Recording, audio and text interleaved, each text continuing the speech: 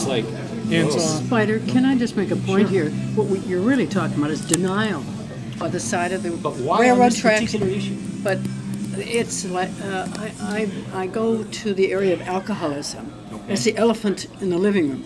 Everybody knows Dad is drunk, but we're not going to mention alcoholics. There you go.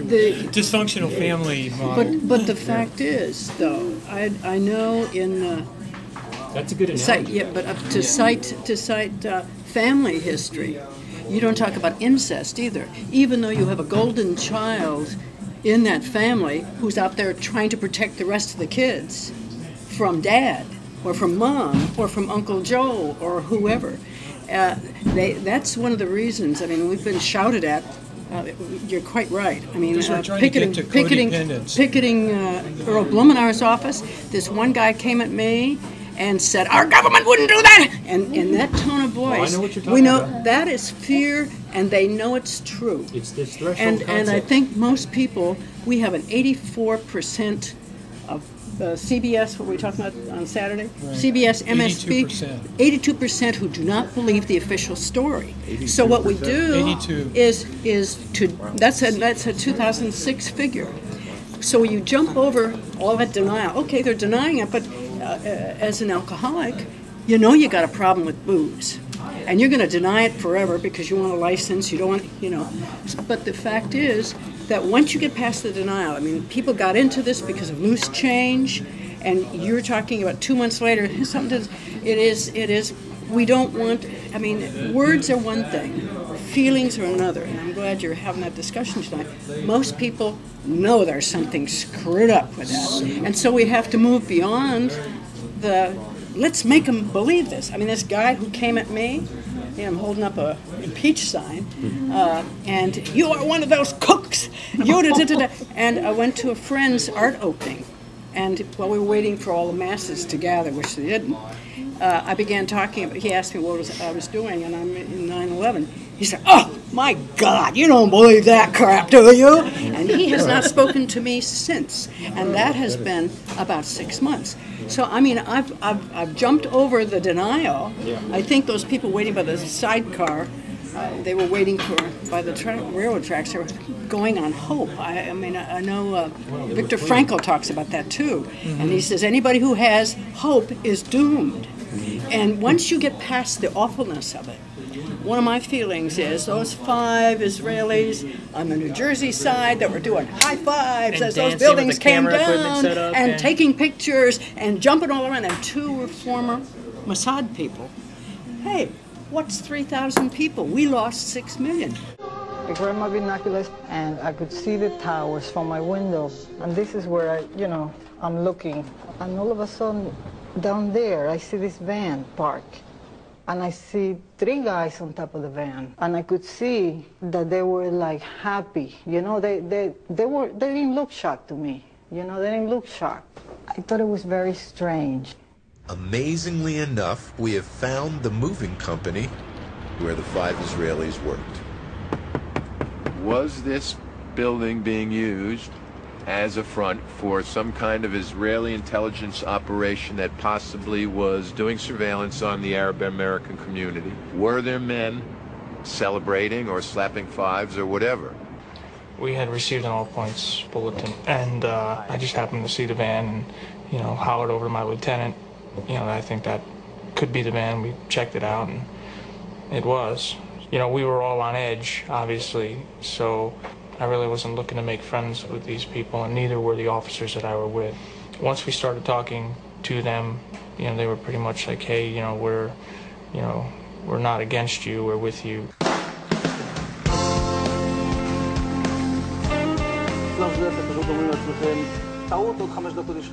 And at that point, we were taken for another round of questioning, this time related to our allegedly being members of Mossad. The fact of the matter is, we are coming from a country that experiences terror daily. Our purpose was to document the event. Mention the whole model of alcohol. There's another concept that goes along with it is codependency. Codependency, does everybody understand that codependency? That is, you adhere to you adhere to other alcoholics who also are living in some kind of illusionary, pink elephant world. And we talked 2 weeks ago about going down the rabbit hole, to Alice in Wonderland's, And I also brought us back to thinking about 9/11 as being a keyhole, where the tumblers drop, where we look at facts and we connect we have the right connections. We're not in denial. We're not adhesing to the wrong people, to the rest of the alcoholics who don't believe it in the matrix. But it's crazy.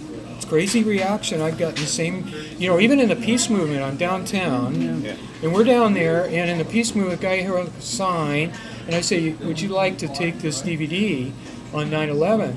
Oh no, I don't want to see that. I mean, this is a guy fighting the war. I said, well, don't you realize that 9/11 is the base? I mean, that's the whole root of, the Iraq War.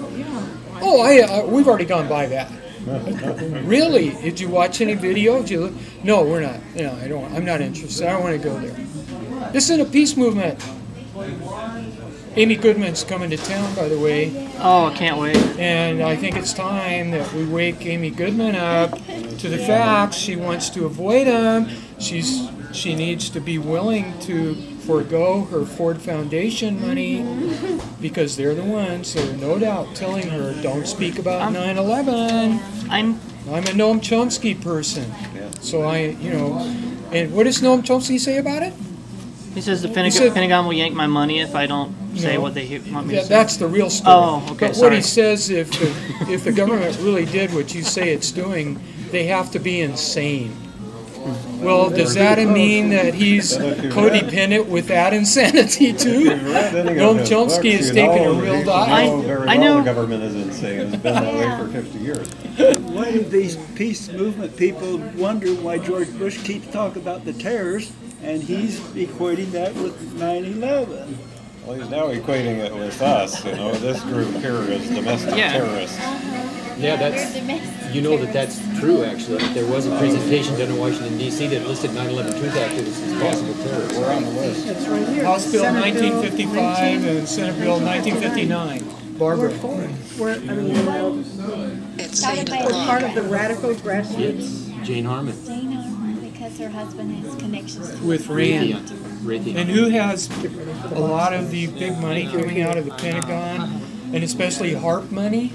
It's Rand. They've taken over HARP. HARP is destroying our weather and creating earthquakes and everything else, if you want to look into chemtrails. Chemtrails. Yeah. While that subject came up,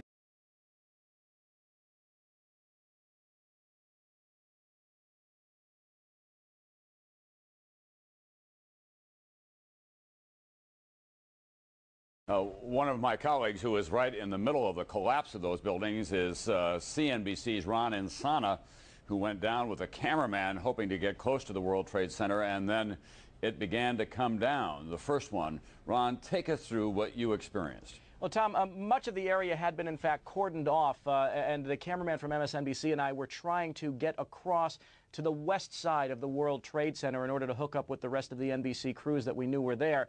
As we were moving towards the building, we saw the top begin to blow out in a plume of smoke, and we heard the noise associated with an implosion. We turned and immediately...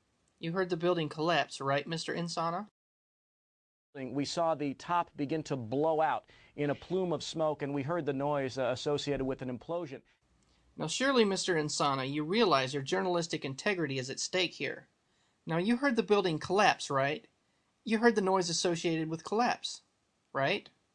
As we were moving towards the building, we saw the top begin to blow out in a plume of smoke, and we heard the noise associated with an implosion. We turned and immediately ran for cover in the other direction as debris began to rain down. Okay, Mr. Insana. So you say you saw the top of the World Trade Center blow out, and you heard the noises associated with an implosion. Well, what else did you see? Absolutely. Much like the images that were created for the movie Independence Day, when New York was exploding, the corridors of Lower Manhattan are so narrow and channel so much wind, even just on a plain windy day, that this material blew through in a way that was really unimaginable. It was truly frightening.